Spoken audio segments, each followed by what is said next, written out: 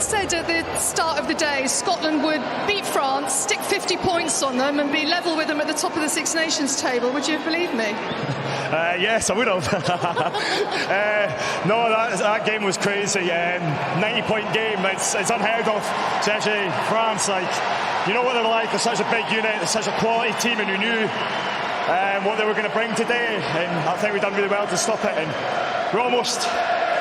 It was such an open game from minute one. It probably took us about 20 minutes to find our legs a wee bit. But that's a special win for us. When you went into a 19-point lead, were you thinking back to the autumn when, against Argentina, you did not close that game out? And I wonder what you've learned from that you took into today. Yeah, I don't think we kind of thought about that at all. We were just about talking about the next play, winning those small moments and stacking them on top of each other, and that ends up becoming a big moment. So it was just about next job and kind of keeping the pressure on them. But credit to France, we knew they were going to start running, chucking the ball about at that last 20 minutes, and they did, and they obviously came back, but we've done enough to hold on.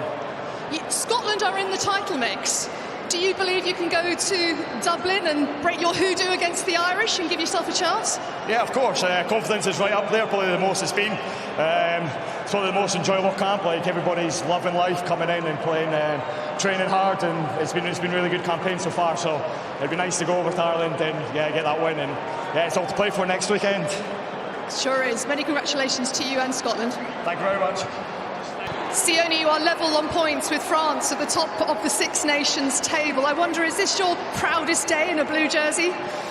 It's definitely up there, considering how this tournament started for us and, where we are now.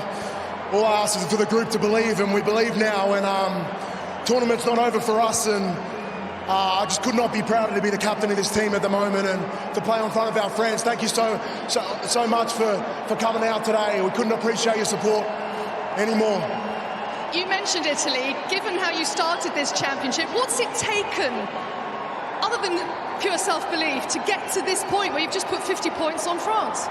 I think an airtight change room, to be honest. I remember doing this interview with you after the Italy game, and it sounded a lot different. So that's what it takes, an airtight change room, a change room that believes in each other and believes in its coaching staff. And we've got ourselves an opportunity next week, and that's, I want to give all the props to the players and the coaches. We stuck together when times were tough after that first round, and after a tough autumn. But we're here now, and we've given ourselves one more job to do next week. How pleased with Gregor Townsend? Couldn't be happier for him. Look, it's tough to put into words. Things were up against him after the first week, and we rallied behind our coach. And like I said, now we're sitting here, and I can see the storylines already changing. So we've got one more week next week to finish the job. And finally, Ireland away. You've lost the last 11 in a row to them. With the confidence and with the ability you showed today, do you think anything's now possible? Anything possible for sure, but we know the challenge that Ireland is, and they've probably had a similar story to us at the start of the tournament. A lot of people wrote them off, and us and them are still in the championship now. So it's funny how storylines can change, but it makes for an awesome final week next week, and one this group's really looking forward to. Congratulations to you, Sione. Manny, the Grand Slam dream dies at Murrayfield. Can you put into words, first of all, the sense of disappointment? Yeah, we got it. Obviously, the Grand Slam was the goal, but we're still looking to take out the competition and to win. So we'll digest this loss, get back to work next week and attack England. France had been formidable. You have been setting the standard in this championship and came into this game 3 wins on the bounce. What couldn't you do today that you've been doing so far? I think in the past 2 games we were on top of the attack. I think today we got caught behind the advantage line. They got on top of us early in the first half, and then a couple of tries in the second half. And we tried to come back there, but we gave ourselves too much of a hill to climb. And credit to Scotland on the way they played. You did score 4 tries towards the end. How conscious as a squad were you talking about getting that bonus point for scoring 4 tries? Yeah, I think the goal was to come back and win. I don't think we were looking for a bonus points loss. We knew that the win was a bit far ahead, but we didn't want to give up, and we wanted to keep going. Appreciate your time. Thank you very much. Gregor, is that your greatest day as Scotland coach? Oh, that's. I'll have to think on that one. It was obviously a brilliant day for our supporters. Great rugby game. The second half, that third quarter, shows us at our best. And it's not just the rugby we played, the mindset to keep attacking. Right? Not many teams would set on that. A lot of teams would set on that lead against France. But we know the best way of winning is playing what got us a success in the first half, and that takes a lot of effort, huge physicality and the skill the players have. You just stuck 50 points on France. You are level with them at the top of the Six Nations table. This is like unprecedented territory for Scotland. Did you believe at the start of the day that was possible?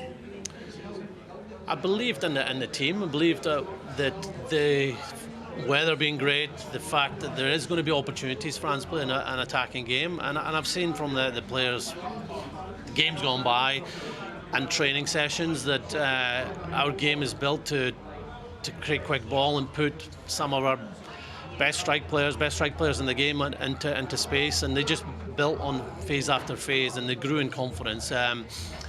But it reminded me a lot of what we did in the New Zealand game for a period of 50, 60 minutes. Today we were more clinical, and we obviously kept it going into the second half. Mentally, how much do you think you took from the Argentina game? You know, you had a 21-point lead that day and still didn't win. Huge. So how much did you take from that? You think we saw the benefits of it today? 100%. And while it was really painful for us as a group, coaches, players, and our supporters to lose that game, it was a line in the sand that we had to face some truths.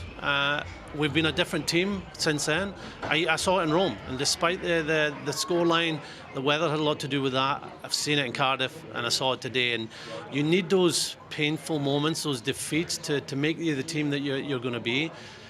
And there'll be a lot of learnings on today's game. I'm sure that'll give us a huge confident boost, but we'll play another game in 7 days against a very quality opposition, so we're going to make sure we keep working next week and see what we can deliver out in Dublin. How much are you going to rue Italy, potentially? No, Italy again is part of the journey. We know we didn't get a fast start against Italy, but after that the team stayed together in terrible weather. And the next week we delivered a really good performance against England, and we've built and grown since then.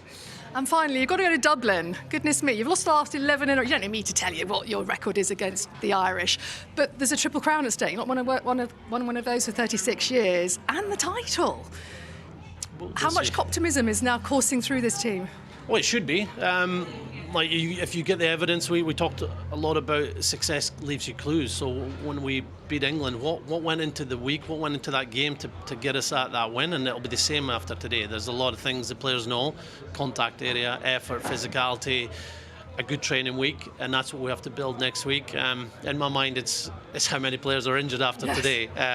So hopefully we'll get some good news on that front. I want to mention Jack Dempsey. Jack Dempsey was probably going to be ruled out a couple of weeks ago, and not only did he play today, he played outstandingly well.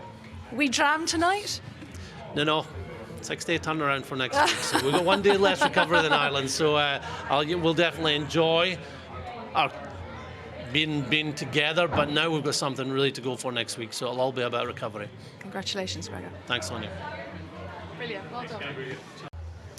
Sean, the Grand Slam dream is over. Just what mood is it like in the changing room right now? Well, obviously very disappointed. We're disappointed in our performance.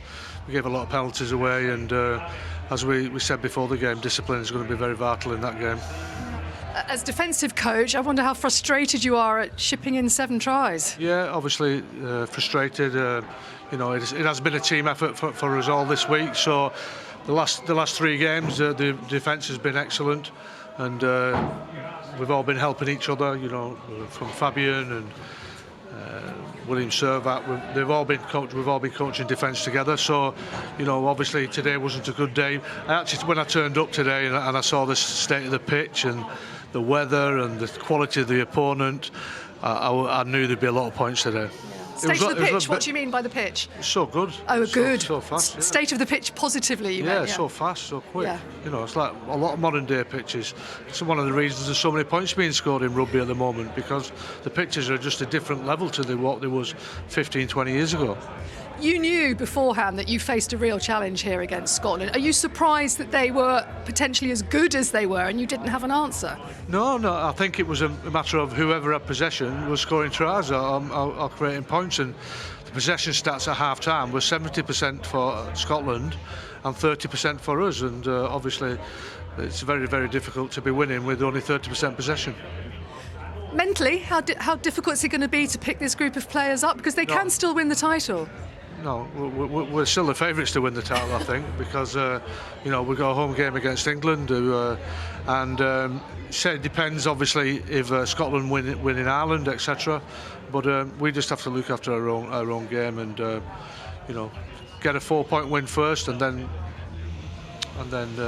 hopefully we'll be okay. Do you see it as a setback for the trajectory of this team in terms of where the level that you had been hitting? Well, I just think that it's a state of modern day rugby. It was almost like watching Super Rugby, wasn't it? Hardly any contest at the ruck for both teams. Whoever had the ball was scoring tries after tries, and a lot of the fans, they want to watch that kind of rugby, don't they? Do you? Well, obviously not for me, but you know what I mean. But you've got to say, but the last 3 games our defence has been absolutely awesome. You know what I mean? So I'm not going to put the players, in too difficult a position, because the last 3 games, like I said, they've been fantastic. Good luck next weekend. Thank you.